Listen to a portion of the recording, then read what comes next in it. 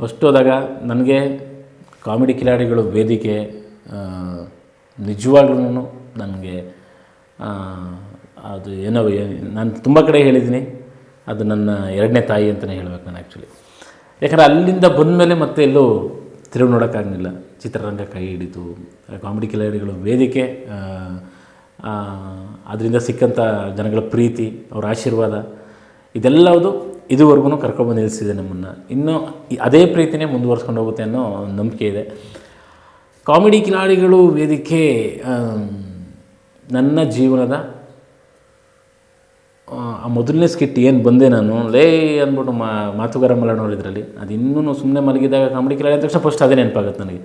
ಯಾಕಂದರೆ ಕಂಟೆಸ್ಟೆಂಟ್ಗಳು ಕೂತ್ಕೊಳ್ಳೋ ಚೇರೆಲ್ಲ ಖಾಲಿ, ಜಡ್ಜಸ್ ಇದ್ದಾರೆ, ಆನಂದಣ್ಣ ಆ್ಯಂಕರಿಂಗ್ ಮಾಡ್ಬಿಟ್ಟು ಕೂತಿದ್ದಾರೆ, ಯಾರೂ ಕಂಟೆಸ್ಟೆಂಟ್ಸ್ ಇಲ್ಲ. ಫಸ್ಟ್ ನಂದೇ ಎಂಟ್ರಿ ಅಂದರೆ ಹಿಂಗಂತ ಇದೆ ಒಳಗಡೆ. ಓಕೆ ಶಿವು ರೆಡಿನಾ ಅಂತವ್ರೆ ಶರಣೆ ಹೆಸರು, ಅಣ್ಣ ರೆಡಿ ಅಣ್ಣ ಅಂತೀನಿ. ಒಂದು ಸ್ವಲ್ಪ ವಾಯ್ಸ್ ರೆಡಿ ಮಾಡ್ಕೊಳ್ಳೋಲ್ಲೋ ಅಂತೇಳಿ ಆಮೇಲೆ ರೆಡಿ ಮಾಡಿ ಬಂದೆ. ಎಂಟ್ರಿ ನಡೀತು, ರಿಹರ್ಸಲ್ಲು. ಹೆಬ್ಬಾಳದಲ್ಲಿ ಮನೆ ನಂದು, ಅಲ್ಲಿಂದ ಸೀದಾ ಅಭಯನಾಡು ಸ್ಟುಡಿಯೋ, ಅಲ್ಲಿ ರಿಹರ್ಸಲ್ ಬೆಳಗಿಂದ ಸಂಜೆವರೆಗೂ. ರಿಹರ್ಸಲ್ನ ಮುಗಿಸ್ಕೊಂಡು ಅಲ್ಲಿಂದ ಮತ್ತೆ TV9 ಆಫೀಸು, ಅಲ್ಲಿ ಬಂದು ಆ್ಯಂಕರಿಂಗ್ ಬಿಟ್ಟು ಮುಗಿಸ್ಕೊಟ್ಟು ನೀವು ಹೇಳಿದ್ದು ನಾವು ಕೇಳಿದ್ದು ವಾಯ್ಸ್ ಓವರ್ ಕೊಟ್ಟು ಅಲ್ಲಿಂದ ಸೀದಾ ಮತ್ತೆ ಹೆಬ್ಬಾಳ. ಇದು ನನ್ನ 6 ತಿಂಗಳು ಸುತ್ತಾಟ. ಬರೀ ಇದು ಒಂದೇ ರೌಂಡ್, ಒಂದು 5-6 ತಿಂಗಳು. ಇಲ್ಲಿ ಹೋಗು ಹಿಂಗೆ ಬಾ, ಇಲ್ಲಿ ವಾಯ್ಸ್ ಓವರ್ ಕೊಡು ಹಿಂಗೆ ಬಾ ಮನೆಗೆ. ನನ್ನ ಮಗನಿಗೆ ಇನ್ನೂ ಅವಾಗ 6 ತಿಂಗಳು. ಬೆಳಗ್ಗೆ ಎದ್ದು ಹೊರಟ್ರೆ ಮಲಗಿರ್ತಿದ್ದ, ರಾತ್ರಿ ಎಲ್ಲನೂ ಮುಗಿಸ್ಕೊಂಡು ಮನೆಗೆ ಬಂದಾಗಲೂ ಮಲಗಿರ್ತಿದ್ದ. ಆದರೆ ತುಂಬ ಸಲ ಕಣ್ಣೀರು ಹಾಕ್ಬಿಟ್ಟಿದ್ದೀನಿ.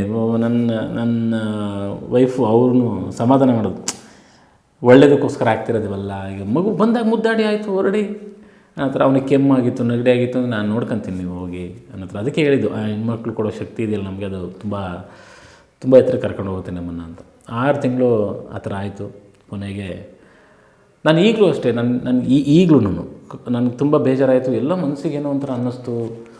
ಯಾಕೋ ನಾನು ಇವತ್ತು ಒಂದು ಕ್ಯಾರೆಕ್ಟರ್ ಮಾಡಿ ಬಂದೆ, ಅದು ನನಗೆ ಅನ್ನಿಸ್ತಾ ಏನಾಯಿತು, ಏನೋ ಒಂದು ತಳಮಳ ಶುರುವಾಯಿತು ಅಂತಂದರೆ ZEE5 ಹಾಕ್ಕೊತೀನಿ, ಅದ್ರಲ್ಲಿ ಕಾಮಿಡಿ ಕಿಲಾಡಿಗಳು ತಗೊತೀನಿ, ಒಂದೆರಡು ಎಪಿಸೋಡ್ ನೋಡ್ತೀನಿ. ಮತ್ತು ಜಗ್ಗಣ್ಣ, ಯೋಗರಾಜ್ ಭಟ್ರು ಸರ್, ರಕ್ಷಿತಾ ಮೇಡಮ್, ಇವ್ರು ಮಾತಾಡಿರೋ ಕೆಲವೊಂದು ಮಾತುಗಳನ್ನ ವಾಪಸ್ ಕೇಳ್ತೀನಿ ನಾನು.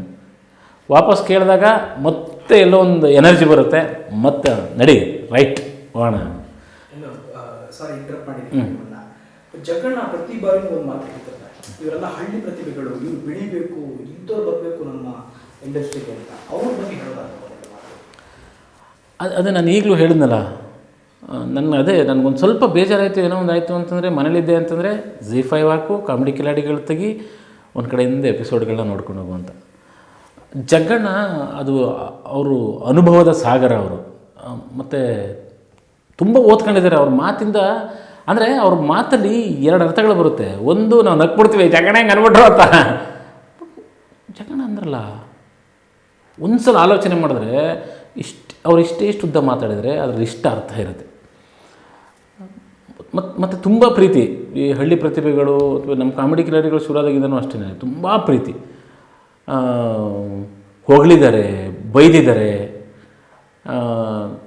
ಕಣ್ಣೀರು ಹಾಕಿದ್ದಾರೆ, ನನಗೆ ಸಖತ್ ಇಷ್ಟ ಆಯಿತು ಅಂತ ಹೇಳಿದ್ದಾರೆ. ಒಂದೊಂದು ಸಲ ಬಂದ್ಬಿಟ್ಟು ಸಪ್ರೇಟಾಗಿ ಬಂದ್ಬಿಟ್ಟು ಇನ್ನೊಂದು ಸ್ವಲ್ಪ ಚೆನ್ನಾಗಿ ಮಾಡಿರಲ್ಲ ಅಂತ ಬೈದಾಗಿರ್ತಾರೆ. ಎಲ್ಲನೂ ಮಾಡಿದ್ದಾರೆ. ಅಂದರೆ ನಾನು ಹೇಳಿದ್ನಲ್ಲ, ಅವ್ರ ಅನುಭವ ಅವ್ರಿಗೆ ಗೊತ್ತಿಲ್ಲದಿರೋ ವಿಷಯ ಇಲ್ಲ. ಈ ವಿಷಯ ಅಂತಂದರೆ ಒಂದು ನಿಮಿಷ ತಾಳು ಹೇಳ್ತೀನಿ.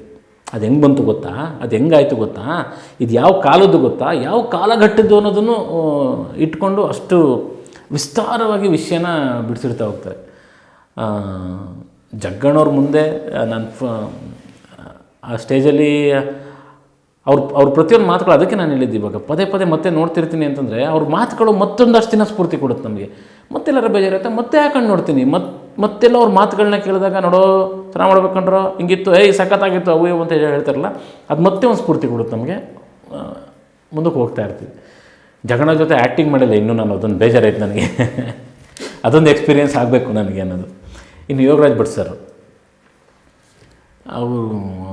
ಅವ್ರಿಗೆ ಏನು ಹೇಳಬೇಕು ಅಂತಲೇ ಗೊತ್ತಾಗ್ತಿಲ್ಲ ನಮಗೆ. ಅವರು ಕನ್ನಡ ಪದಪುಂಜಗಳು, ಸ್ಪಷ್ಟತೆ, ಅವ್ರು ಮಾತಾಡೋ ರೀತಿ ನನಗೆ ಬಹಳ ಇಷ್ಟ. ಇನ್ನೊಂದು ನನಗೆ ಮರೆಯಲಾಗದಂಥ ಇನ್ಸಿಡೆಂಟ್ ಅಂತಂದರೆ, ಮುಂಗಾರು ಮಳೆ ಸಿನಿಮಾ ಒಂದು ಯೋಗರಾಜ್ ಭಟ್ ಸರ್ ಡೈರೆಕ್ಷನ್ ಮಾಡಿದ್ದು ಒಂದು ಓಕೆ, ಗಣೇಶ್ ಸರ್ ಆ್ಯಕ್ಟಿಂಗ್ ಮಾಡಿದ್ದು ಓಕೆ, ಅಷ್ಟು ಜನ ಅಂದರೆ ಒಂದು ಸಿನಿಮಾ ರಂಗದ ಒಂದು ಇತಿಹಾಸನ ಬದಲಾಯಿಸಿದಂಥ ಸಿನಿಮಾ ಯೋಗರಾಜ್ ಭಟ್ ಸರ್ ಮಾಡಿದ್ದು. ಅದ್ರ ಜೊತೆಗೆ ನನಗೇನಕ್ಕೆ ಮುಂಗಾರು ಮಳೆ ಸಿನಿಮಾ ಅಷ್ಟೊಂದು ಟಚ್ ಆಯಿತು ಅಂದರೆ ಅಬ್ವಿಯಸ್ಲಿ ಸಿನಿಮಾ ಮಾತ್ರ ಅದ್ಭುತವಾಗಿತ್ತು, ಸಿನಿಮಾ ನೋಡಿದ್ವಿ, ಅದರಿಂದನೂ ಇಷ್ಟಪಟ್ವಿ. ಜೊತೆಗೆ ನನ್ನ ಅಣ್ಣ ಏನು ಇವಾಗಿಲ್ಲ, ನನ್ನ ಅಣ್ಣ ತೀರ್ಕೊಂಡಿದ್ರಲ್ಲ, ಅವ್ರ ಜೊತೆ ನೋಡಿದಂಥ ಕೊನೆ ಸಿನಿಮಾ, ಥಿಯೇಟ್ರಿಗೆ ಹೋಗಿ ನೋಡಿದಂಥ ಕೊನೆ ಸಿನಿಮಾ ಮುಂಗಾರು ಮಳೆ. ಅದಕ್ಕೋಸ್ಕರ ಅದು ಇಡೀ ಜೀವನ ಪರ್ಯಂತ ನೆನಪಿರುವಂಥ ಸಿನಿಮಾ ಅಂತ ಹೇಳೋಕ್ಕೆ ಇಷ್ಟಪಡೋದು ನಾನು. ಇನ್ನು ಭಟ್ರ ಜೊತೆನೂ ಕೆಲಸ ಮಾಡಿಲ್ಲ, ಭಟ್ರ ಜೊತೆ ಕೆಲಸ ಮಾಡಬೇಕು ಅನ್ನೋದು ಆಸೆ. ಬಟ್ ಅದೇ ಭಟ್ರು ಸರ್ ಕೆಲವೊಂದು ಸಲ ಅವರೂ ಅಷ್ಟೇ ಒಂದು ವಿಷಯಗಳನ್ನ ಹೇಳ್ತೀರಂತಂದರೆ ಸುಮ್ಮನೆ ಹೇಳಲ್ಲ. ಅವರೊಂಥರ ಈ ಕನ್ನಡದ ಕೈಪಿಡಿ ಇದ್ದಂಗೆ ಅವರು. ಆಮೇಲೆ ಅಕ್ಷರಗಳ ವಿಷಯದಲ್ಲಿ ರಾಕ್ಷಸ ಅವರು. ಮತ್ತು ಅವರ ಹಾಡುಗಳಾಗಿರ್ಬೋದು, ಆ ಸಾಲುಗಳು ಪ್ರತಿಯೊಂದೂ. ಸೊ ಅಂದರೆ ಅಷ್ಟೊಂದು ದೈತ್ಯ ಪ್ರತಿಭೆಗಳು, ಅಷ್ಟು ದೊಡ್ಡ ಎಕ್ಸ್ಪೀರಿಯೆನ್ಸ್ ಇರೋರ ಮುಂದೆಗಡೆ ನಾವು ಆ್ಯಕ್ಟ್ ಮಾಡಿ ಕಲ್ತಿರೋದು ಜಾಸ್ತಿ ಇದೆ ನಮಗೆ, ಕಾಮಿಡಿ ಕಿಲಾಡಿಗಳು ವೇದಿಕೆಯಲ್ಲಿ.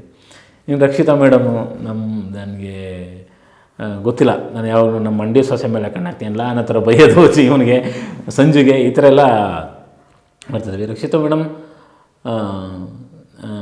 ಪ್ರೀತಿ ಅಕ್ಕ ಅಂತ ಹೇಳೋಕ್ಕೆ ಇಷ್ಟಪಡ್ತೀನಿ. ನಾನು ಏನಕ್ಕೆ ಅಂತಂದರೆ ಅವ್ರು 3 ಜನ ಮತ್ತು ಆನಂದಣ್ಣನ ಮತ್ತು ಇಡೀ ಕಾಮಿಡಿ ಕಿಲಾಡಿ ವೇದಿಕೆನಾಗಿರ್ಬೋದು, ಮತ್ತು ನಮ್ಮ ಮೆಂಟರ್ಗಳಾಗಿರ್ಬೋದು, ಶರಣಯ್ಯ ಸರ್, ನಮ್ಮ ಸತೀಶ್ ಅಣ್ಣ, ಅವರೆಲ್ಲರೂ ಏನಕ್ಕೆ ಮರೆಯೋಕ್ಕಾಗಲ್ಲ ಅಂತಂದರೆ ನಮ್ಗೆ ಮರು ಹುಟ್ಟು. ನಾವು ಅಲ್ಲಿ ಈಗ ಒಂದು ಸಲ ಆಲ್ರೆಡಿ ಮುಗಿದೋಯ್ತು ಜೀವನ ಅಂದ್ಕೊಂಡಿರೋರಿಗೆ ಮತ್ತೊಂದು ಹುಟ್ಟು ಅಲ್ಲಿ. ಸೊ ಆ ಹುಟ್ಟಿದಂಥ ಮುಖ ನೋಡ್ಕೊಂಡು ಬೆಳೆಯುತ್ತಲ್ಲ ಹಿಂಗೆ ಇವ್ರೆ ಅಂತ ಯಾರನ್ನೂ ಮರೆಯೋಕ್ಕಾಗಲ್ಲ. ಸೊ ಆ ರೀತಿಯಾಗಿ ಒಂಥರ ತಂದೆ ತಾಯಿ ಅಣ್ಣ ತಮ್ಮಂದ್ರನ್ನು ಪ್ರೀತಿನ ಆ ವೇದಿಕೆ ಮೇಲೆ ನಮಗೆ ಯಾವಾಗಲೂ ಇರುತ್ತೆ. ಅದೇ ನನ್ನ ಜೀವನದ ದಿಕ್ಕನ್ನು ಬದಲಾಯಿಸಿದ್ದು.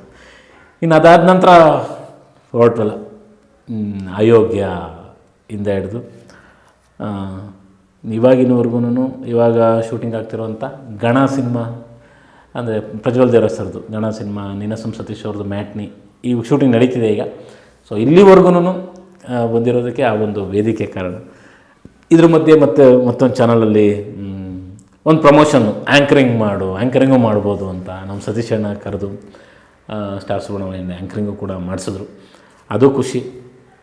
ಸಿನಿಮಾಗಳು ಮಾಡ್ಕೊಂಡು ಬರ್ತಾಯಿದ್ದೀವಿ. ನನಗೆ ತುಂಬ ಒಂದು ಡಿಫ್ರೆಂಟ್ ಕ್ಯಾರೆಕ್ಟರ್ ಮಾಡಿದ್ದು ಅಂತ ಅನಿಸಿದ್ದು